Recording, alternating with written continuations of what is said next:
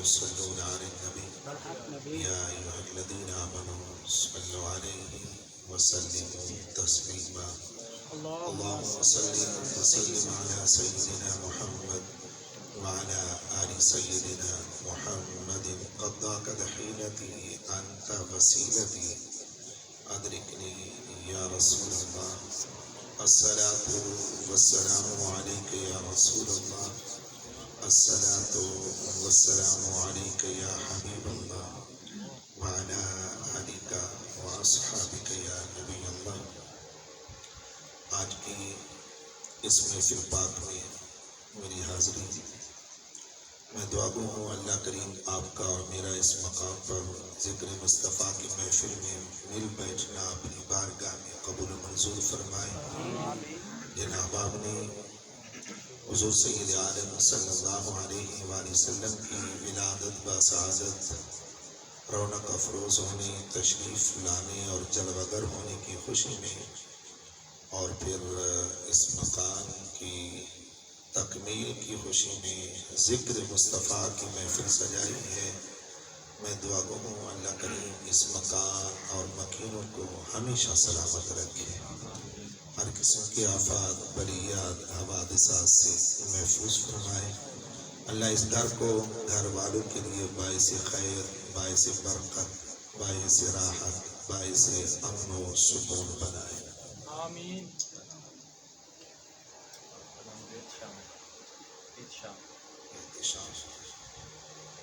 تو بچے نے ماشاءاللہ سیدنا صدیق اکبر رضی اللہ تعالیٰ عنہ کی شان میں جو اشعار پڑھے مجھے قلبی طور پر بڑی خوشی ہوئی.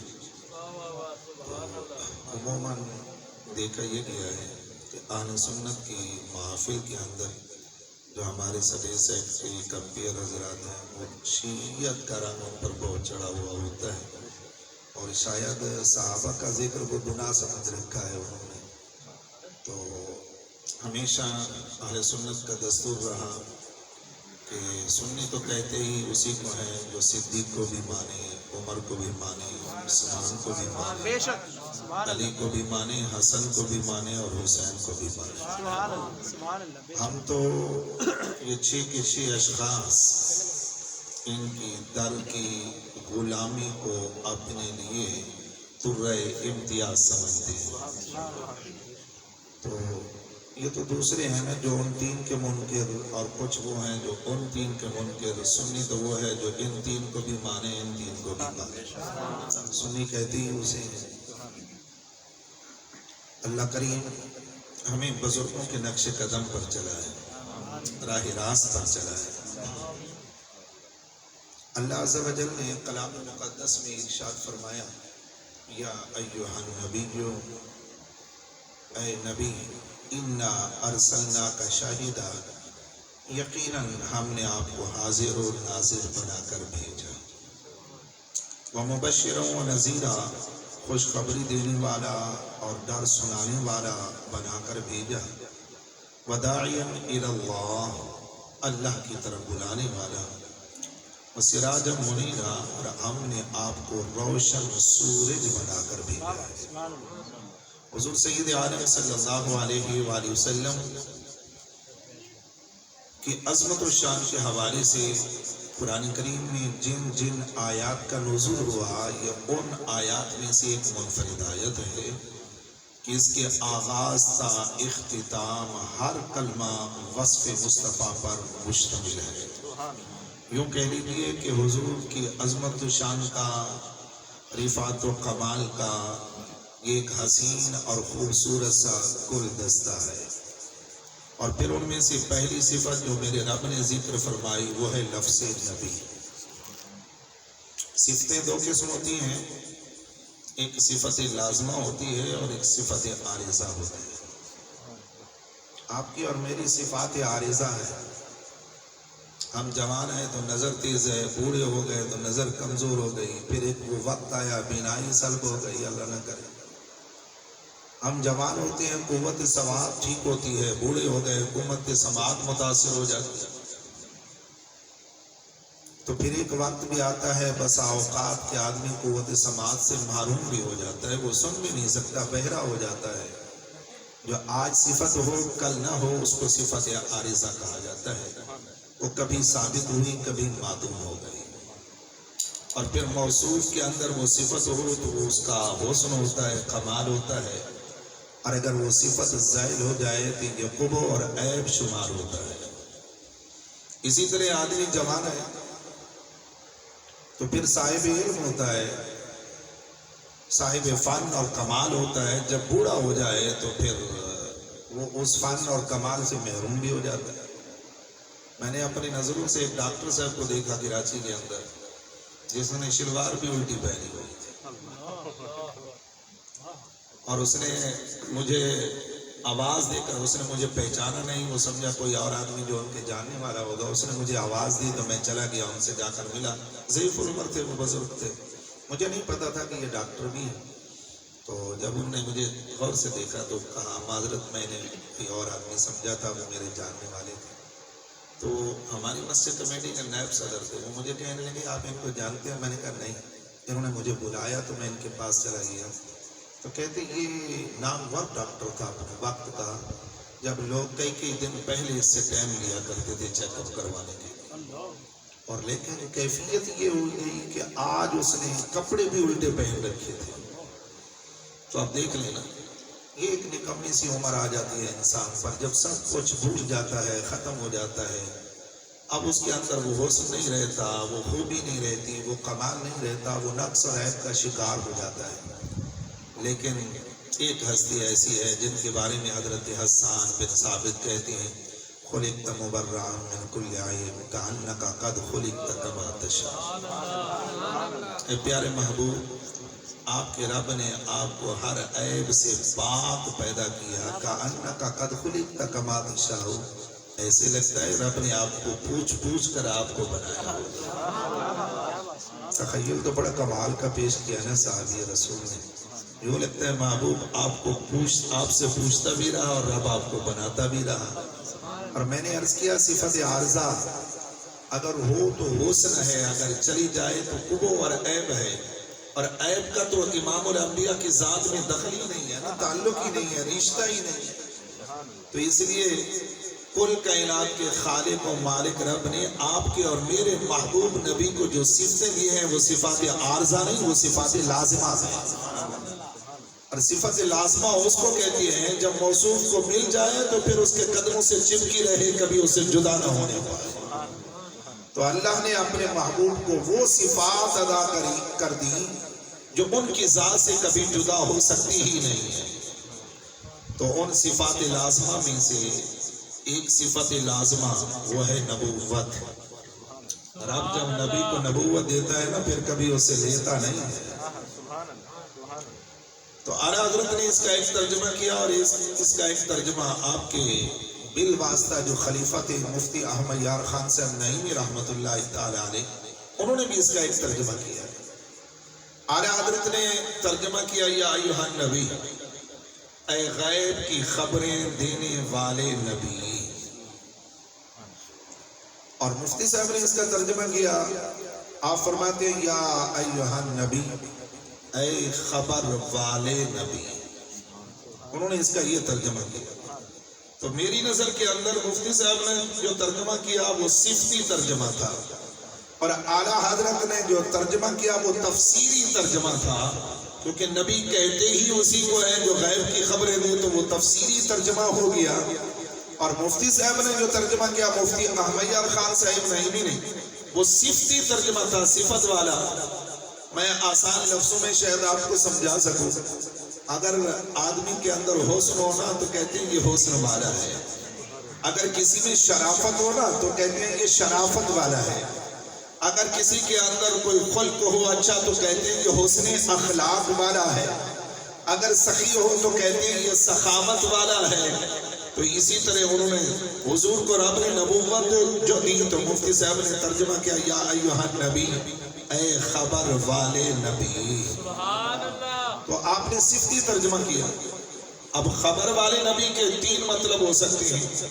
خبر والا اس کو کہتے ہیں جو خبر دینے والا ہو، خبر والا اس کو کہتے ہیں جو خبر لینے والا ہو، خبر والا اس کو کہتے ہیں جو خبر رکھنے والا ہو.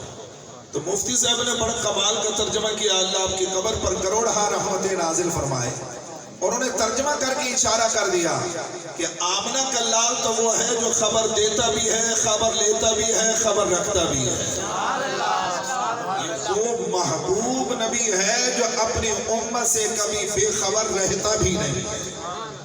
یہ خبر لینے والے بھی ہیں، خبر دینے والے بھی ہیں، خبر رکھنے والے بھی ہیں. دوستو اگر اس کا ترجمہ ہم کریں کہ خبر دینے والی ہے تو پھر سوچنے کی بات تو یہ ہے کہ حضور کو نبی کس وجہ سے کہا جاتا ہے؟ وہ کون سی خبر دینے والی؟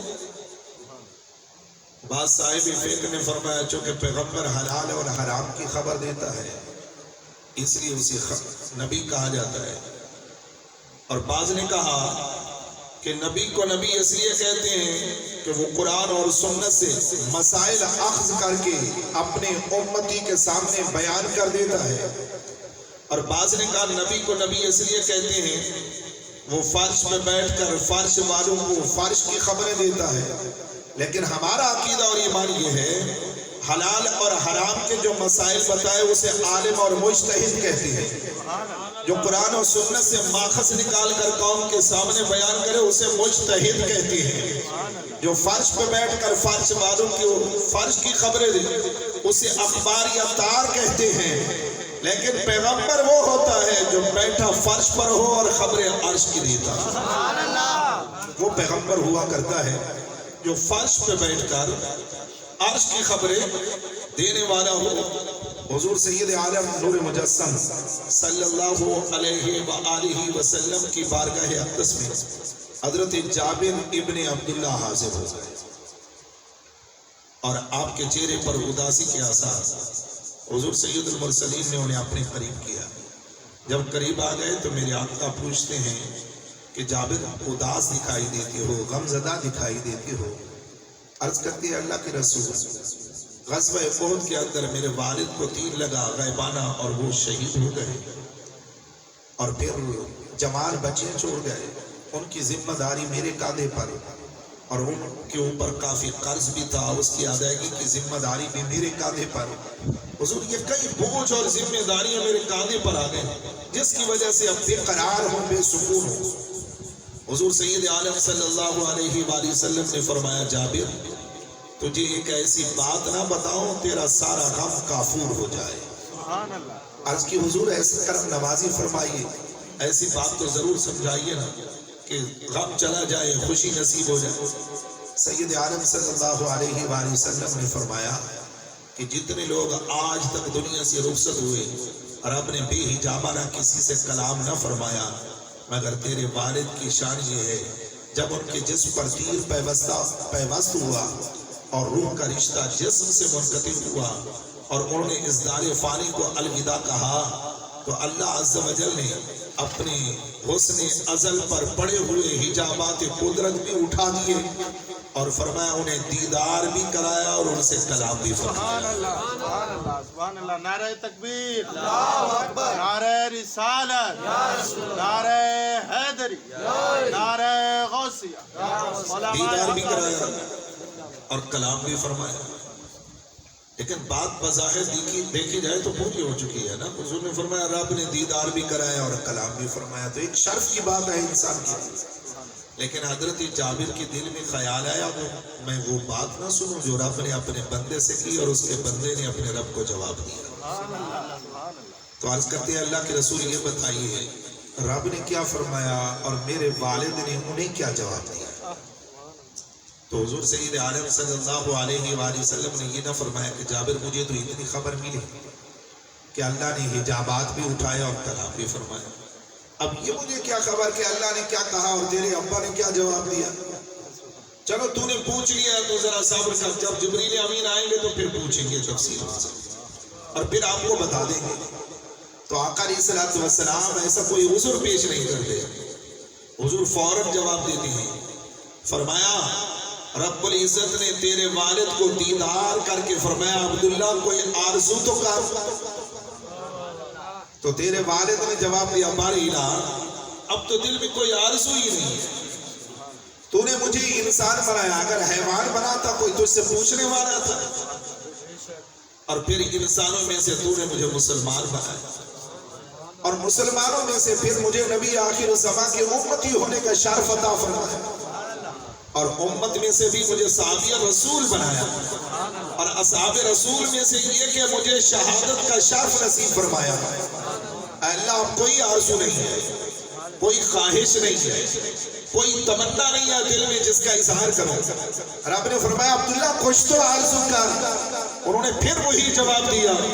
رب العزت نے پھر فرمایا عبداللہ کچھ تو آرزو کر، انہوں نے سوچا جب تک کہ آرزو کروں گا نہیں یہ تقاضا ختم نہیں ہوگا، تو عرض کرتے ہیں باری الہ اگر آرزو کا اظہار کرانا ہے تو ایک آرزو دل میں ہے، وہ یہ ہے کہ مجھے زندہ کر کے پھر دنیا میں پھینک دے، پھر میدان احد کی وہی تپتی ہوئی ریت ہو، وہی کفار کا لشکر جرار میرے سامنے ہو اور میرے ہاتھ میں ننگی تلوار ہو، میں کفار سے پھر لڑوں، انہیں واصل جہنم کروں، اور جب لڑتے لڑتے ایک مرتبہ پھر میرا آخری وقت آ جائے تو میری گردن جھکے اور کسی کافر کی تلوار میری گردن پر پڑے، ادھر گردن کٹے ادھر منہ سے یہ الفاظ ادا ہو، اے مصور میری تصویر یوں بنانی ہو، ادھر حکم الہی ہو ادھر گردن جھکائی ہو۔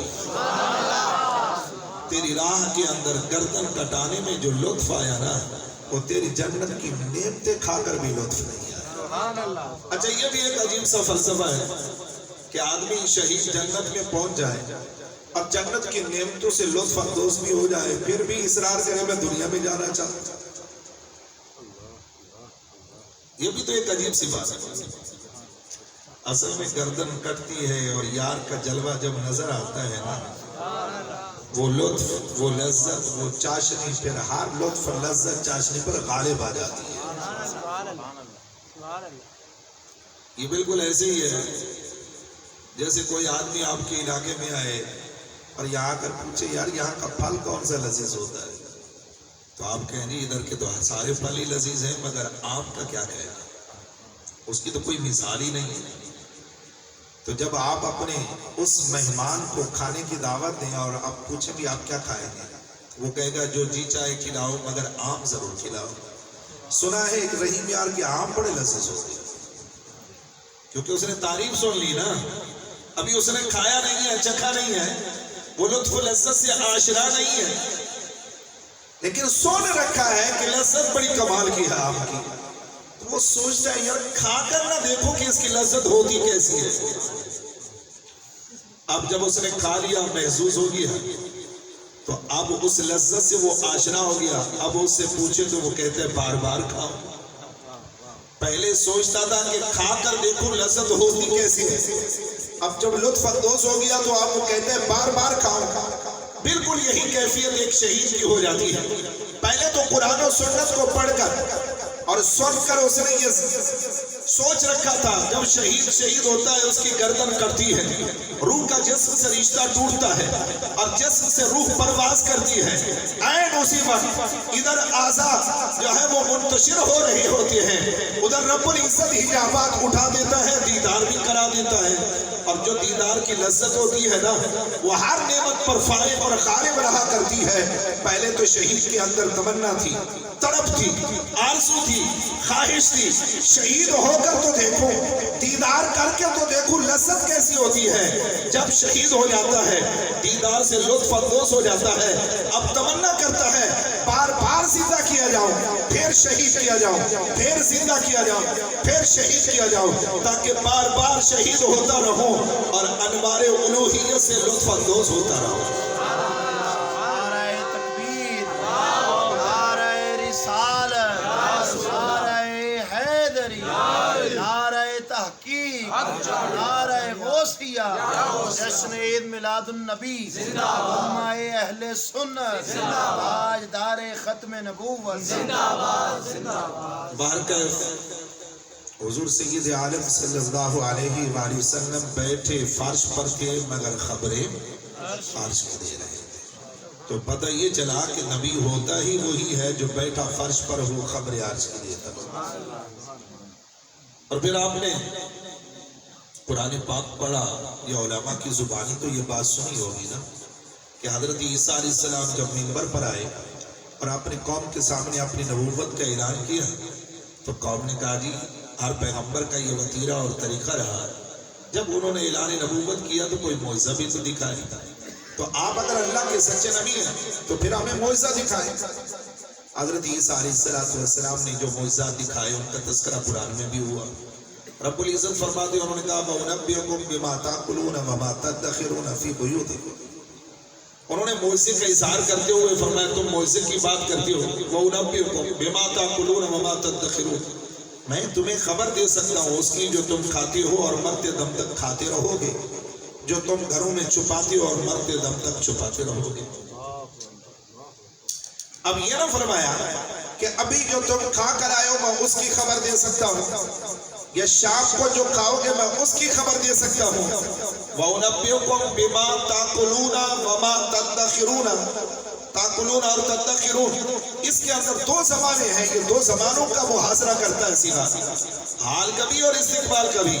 فرمایا جو ابھی کھایا ہے یا قیامت تک کھاتے رہو گے، مرتے دم تک کھاتے رہو گے، جو تم نے ابھی چھپا کے رکھا یا مرتے دم تک چھپاتے رہو گے، میں ان سب کی خبر دے سکتا ہوں۔ یہ علم کس کا ہے؟ حضرت عیسیٰ علیہ السلام۔ اور پھر امتی محمدیہ کا اس بات پر بھی اتفاق ہے کہ تمام انبیاء و رسل ہوں یا غیر انبیاء و رسل، سب کے علوم کو جمع کیا جائے تو سب کے علوم ایک طرف اور زہرا کے بابا کا علم ایک طرف ہے۔ حضور سید عالم صلی اللہ علیہ وآلہ وسلم کے علم کا کوئی مقابلہ نہیں کر سکتا۔ اچھا کچھ لوگ یہ بھی کہتے ہیں جی تم نے تو پھر اتنا کہہ دیا تو تم نے اپنے نبی کے علم کو خدا کے علم کے برابر کر دیا۔ تو یاد رکھیے سید اعلیٰ حضرت فاضل بریلوی رحمۃ اللہ تعالی علیہ نے فتاوی رضویہ میں اس عقدے کو بھی حل فرمایا۔ آپ فرماتے ہیں کہ سارے انبیاء اور رسول کے علوم اگر جمع کیے جائیں اور پھر ان کے علم کی اگر نسبت کر دی جائے علم مصطفیٰ سے، آپ موازہ کرنے لگے ہیں نا، ایک بڑا برتن ہے اور ایک چھوٹا سا ہے، ایک کی مقدار زیادہ ہے اور ایک کی مقدار کم ہے، تو اگر آپ کے پاس ایک جگ ہو اور ایک گلاس ہو، گلاس میں بھی پانی ہے اور جگ میں بھی پانی ہے، تو آپ کہہ سکتے ہیں نا کہ بھی گلاس کے اندر جو ہے وہ اتنے تولے پانی ہے اور جگ کے اندر اتنے تولے، تو گویا گلاس بھی محدود اور جگ بھی محدود ہے۔ تو فرمایا کہ سارے علوم اگر جمع کریں انبیاء اور رسول کی اور نسبت کریں علم مصطفیٰ سے تو بالکل ایسی نسبت ہے جیسے ایک قطرے کو سمندر سے ہوتی ہے، ایک قطرے کو جو سمندر سے نسبت ہے، سارے انبیاء اور رسول کے علوم کو علم مصطفیٰ سے وہی نسبت ہے۔ لیکن آگے انہوں نے لب کشائی کی، فرمایا ایک طرف حضور کا علم رکھے اور ایک طرف رب العزت کا علم، اور پھر نسبت کریں تو کہا ہم یہ بھی دعویٰ نہیں کرتے کہ ایک قطرے کو جو سمندر سے نسبت ہے میرے نبی کے علم کو خدا کے علم سے یہ نسبت بھی نہیں ہے، ہم اس کے دعوے دار بھی نہیں ہیں۔ کیوں؟ فرمایا سمندر کی کوئی نہ کوئی مقدار تو ہوگی نا، بھلے آپ کے اور میرے علم میں نہیں مگر اس کی کوئی نہ کوئی مقدار تو ہے نا، اس کی کوئی نہ کوئی حد تو ہے نا، تو اس لیے ہم نے انبیاء کے علم کو نسبت دی حضور کے علم سے، اور ہم نے کہا کہ وہ ایک قطرہ ہے اور یہ سمندر، تو یہ بھی محدود ہے اور یہ بھی محدود ہے۔ ہم نے کہا حضور کے علم کو رب کے علم سے یہ نسبت بھی نہیں، کیونکہ میرے نبی کا علم محدود ہے، رب کا علم غیر محدود ہے۔ تو پھر ہم نے نبی کے علم کو خدا کے علم کے برابر کب قرار دیا ہے؟ تو اس لیے اگر کوئی ایسا شخص دعویٰ کرتا ہے تو وہ اپنی جہالت کا کیا کرتا ہے؟ اظہار کرتا ہے۔ تو اس لیے ہم حضور سید عالم صلی اللہ علیہ وآلہ وسلم کی ذات کو اللہ کے علم سے جوڑتے ہوئے یہ نسبت بھی نہیں رکھتے، ہمیں کہتے ہیں یہ بھی نسبت نہیں ہے۔ اللہ اکبر۔ بہرحال میں عرض کر رہا تھا حضرت عیسیٰ علیہ السلام نے اپنے علم کا دعویٰ کیا اور علم کو بطور معجزہ کے پیش کیا، انہوں نے کہا جو تم کھاتے ہو یا کھاتے رہو گے جو تم چھپاتے ہو یا چھپاتے رہو گے میں ان سب کی خبر دے سکتا ہوں۔ اب خود ہی تصور کیجئے جب علم عیسیٰ علیہ السلام کا یہ عالم ہے تو آمنہ کے لال کے علم کا عالم کیا ہوگا؟ اللہ اکبر۔ عزیزان گرامی، حضور سید عالم نور مجسم صلی اللہ علیہ وآلہ وسلم کو رب العزت نے یہ شان عطا فرمائی ہے کہ حضور رہتے مدینے میں ہیں مگر بستے ہر مومن کے سینے میں۔ حضور امت کے احوال سے باخبر رہتے ہیں۔ میرا عقیدہ اور ایمان یہ ہے کہ میرے نبی فقط احوال سے باخبر نہیں بلکہ موت و حیات سے بھی باخبر رہتے ہیں۔ حضور کو یہ بھی علم ہے کہ کون کب مرے گا اور کس مقام پر مرے گا۔ بخاری کی وہ حدیث تو بڑی مشہور سی ہے جو ابن قیم نے بھی الروح کے اندر نقل کی کہ غزوہ بدر کے موقع پر میرے آقا نے چھڑی ہاتھ میں لی اور فرمایا کہ یہاں ابو جہل مرے گا، یہاں عتبہ مرے گا، یہاں شیبہ مرے گا۔ 70 کافروں کے حضور نے نقشے بنا دیے اور جب ختم ہوئی جنگ تو صحابہ کہتے ہیں قسم ہے رب العزت کی جہاں جہاں حضور نے نشان کھینچے تھے وہاں ایک ایک کافر مرا ہوا۔ سبحان اللہ، نعرہ رسالت، نعرہ حیدری، نعرہ غوثیہ، جشن عید میلاد النبی، علماء حق اہل سنت، استاد العلماء۔ حضرت عمار بن یاسر رضی اللہ تعالیٰ عنہ وہ کفار نے پکڑ لیا تھا اور پھر ہاتھ پاؤں باندھ دیا ان کے، لکڑیاں کٹھی کی اور چخا جلا دیا آگ کا اور کہا عمار اسلام سے پھر جا ورنہ اٹھا کر اس آگ میں پھینکیں گے جل کر خاکستر ہو جائے۔ حضور سید عالم صلی اللہ علیہ وسلم کا اسی مقام سے گزر ہوا اتفاق سے۔ تو وہ کفار جنہوں نے عمار بن یاسر کو پکڑ رکھا ہے نا وہ آپس میں سرگوشیں کرتے ہیں، کہتے ہیں عمار کا نبی آ رہا ہے اگر سفارش کرے تو کوئی نہ مانا۔ حضور سید عالم صلی اللہ علیہ وسلم وہاں قریب آئے، حضرت عمار کے قریب گئے، ان کے سر پر ہاتھ پھیرا اور پھر فرمایا یا نار کونی علی عمار کما کنت علی ابراہیم، اے آگ میرے عمار پر آج ایسے گلزار بن جا جیسے ابراہیم پر گلزار بن جا۔ حضور نے کافروں سے سفارش نہیں کی میرے غلام کو چھوڑ دو، آگ سے سفارش کر دی۔ تو پھر حضرت عمار کے کان میں حضور نے ایک جملہ بولا، فرمایا ڈرنا نہیں، یہ تیرا بال بھی بیکا نہیں کر سکتے اور تجھے ایک باغی فوج گرفتار کرے گی اور تو باغیوں کے ہاتھوں سے شہید کر دیا جائے گا۔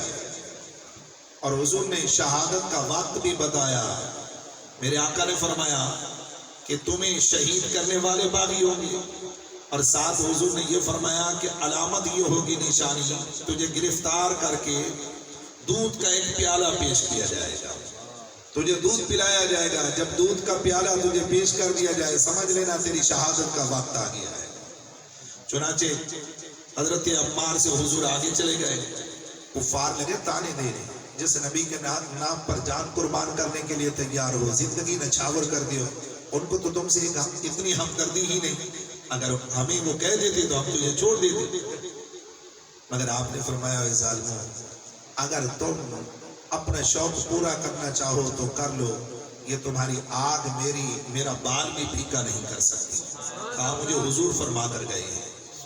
تو جب حضرت عمار نے کافروں کو یہ خبر دی نا، تھے کافر مگر کم از کم ان سے عقیدہ تو اچھا ہی رکھتے تھے، وہ کہنے لگے اسے چھوڑ دو، جب اس کا نبی بول چکا ہے تو آگ بھی اثر نہیں کرے گی۔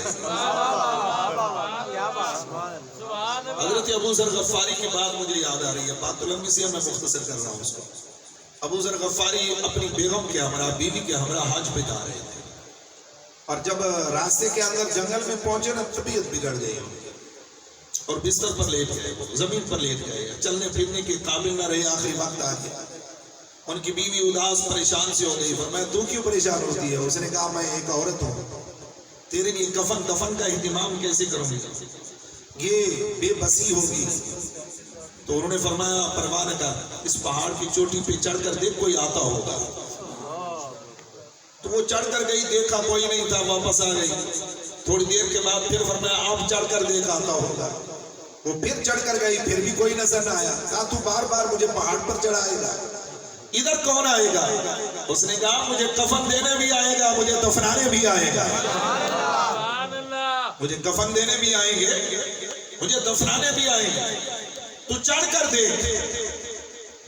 وہ چڑھ کر دیکھی تو ایک قافلہ آ رہا ہے. کہا مبارک ہو، قافلہ اسی سمت پر آ رہا ہے.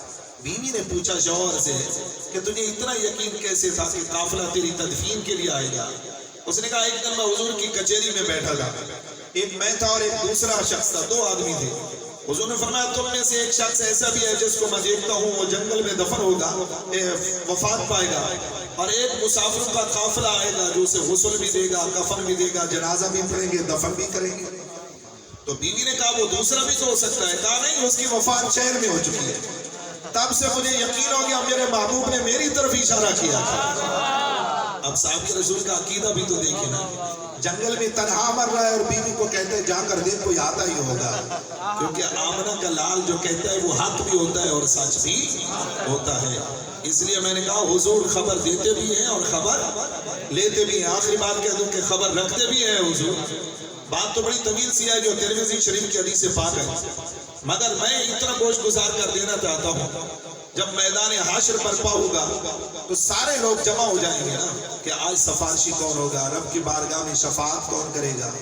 چل کر آدم کے پاس جائیں گے، وہ کہیں گے تم نوح کے پاس جاؤ. حضرت نوح کے پاس جائیں گے، وہ کہیں گے ابراہیم کے پاس جاؤ.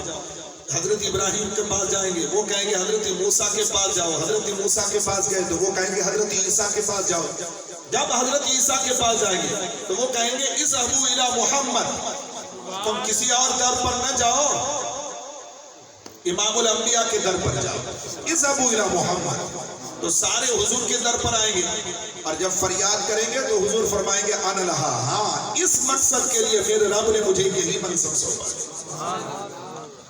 اب یہاں قابل توجہ بات یہ ہے، حدیث شفاعت علماء نے اس دنیا میں سنائی، پڑھی بھی، پڑھائی بھی، منبر پہ بیٹھ کر سنائی بھی، سامعین نے سنی بھی ہے. اب عالم نے بھی سنا، جاہل نے بھی سنا، پیر طریقت نے بھی سنا، مرید نے بھی سنا، استاد نے بھی سنا، شاگرد نے بھی سنا، سنا بھی ہے، سنایا بھی ہے. تو جب سارے قیامت کے دن ہوں گے ان میں مفتیان کرام نہیں ہوں گے کیا؟ پیران طریقت نہیں ہوں گے؟ جب مشورہ ہوگا نا ہمیں سفارشی کس کو بنائیں گے تو سارے کہیں گے آدم کے پاس چلتے ہیں. اور کوئی ایک محقق ہی بول دے ادھر کیا کرنے جاؤ، سفارش تو نبی آخر الزمان نے کرنی ہے، ادھر جاؤ نا. کوئی ایک ہی بول دیتا ادھر چلے جاؤ، حضرت آدم کے پاس کیا کرنے جا رہے ہیں؟ تو اس کا آسان سے جواب ہے کہ سب پر نسیان طاری ہو جائے. تو پھر سوال یہ ہے کہ سب کا حافظہ اتنا کمزور ہے کہ وہاں جائیں تو سب پر نسیان. تو اس کا جواب یہ ہے جس نے حافظہ دیا وہی چھین لے گا. نسیان میرے رب کی طرف سے طاری کیا جائے گا، تبھی تو سارے بھول چکے ہوں گے. لیکن پھر سوال یہ ہوتا ہے کہ نسیان طاری کیوں کیا جائے گا؟ رب حافظہ کیوں چھینے گا؟ سب پر بھول کیوں طاری کر دے گا؟ اور پھر ہر ایک کے دروازے سے بھیک کیوں منگوائے گا میرا رب؟ تو یاد رکھیے، اگر اس وقت بھی ذہنوں میں یہ بات ڈال دی جائے اور سیدھے لوگ چل کر در مصطفیٰ پہ آ جائیں اور حضور کھڑے ہو جائیں، سب کی سفارش کر دیں، تو جو یہاں بک بک کرتے ہیں نا وہ وہاں بھی کر سکتے ہیں. وہ کہیں گے لو ہم ادھر آ گئے، انہوں نے سفارش کر دی. حضرت آدم کے پاس جاتے تو وہ سفارش کر دیتے، حضرت نوح کے پاس جاتے تو وہ سفارش کر دیتے، حضرت ابراہیم کے پاس جاتے تو وہ سفارش کر سکتے تھے، حضرت موسیٰ یا عیسیٰ کے پاس جاتے تو وہ سفارش کر سکتے تھے. اس میں حضور کی عظمت کا پہلو کون سا ہے؟ اس میں امتیاز والی بات کون سی ہے؟ اس میں کمال والی بات کون سی ہے؟ ہم ان کے پاس آ گئے، انہوں نے سفارش کر دی. کسی اور کے پاس جاتے تو وہ بھی تو سفارش کر سکتا تھا. اس لیے رب العزت ایسے لوگوں کی دہن دوزی کرنے کے لیے سب کے ذہنوں پر نسیان طاری کر دے گا، پھر ہر ایک کے دروازے پر بھیک مانگنے کے لیے انہیں بھیج دے گا. جب ہر ایک کے دروازے سے بھیک مانگتے مانگتے اپنی بگڑی بنانے کے لیے جب آمنہ کے لال کے دربار میں آئیں گے نا اور حضور اٹھ کر سفارش فرمائیں گے، تب ہر ایک کو قائل ہونا پڑے گا کہ آج اگر کوئی بگڑی بنا سکتا ہے تو آمنہ کا لال ہی بنا سکتا ہے. فقط اتنا سبب ہے انہی کا دی بزمی محشر کا کہ انہی کی شان محبوبی دکھائی جانے والی ہے. میری دعا ہے کہ اللہ کریم ہمارے دلوں میں حضور سید عالم صلی اللہ علیہ وسلم کی الفت و محبت کو راسخ فرمائے. آمین وآخر دعوانا الحمدللہ رب العالمین.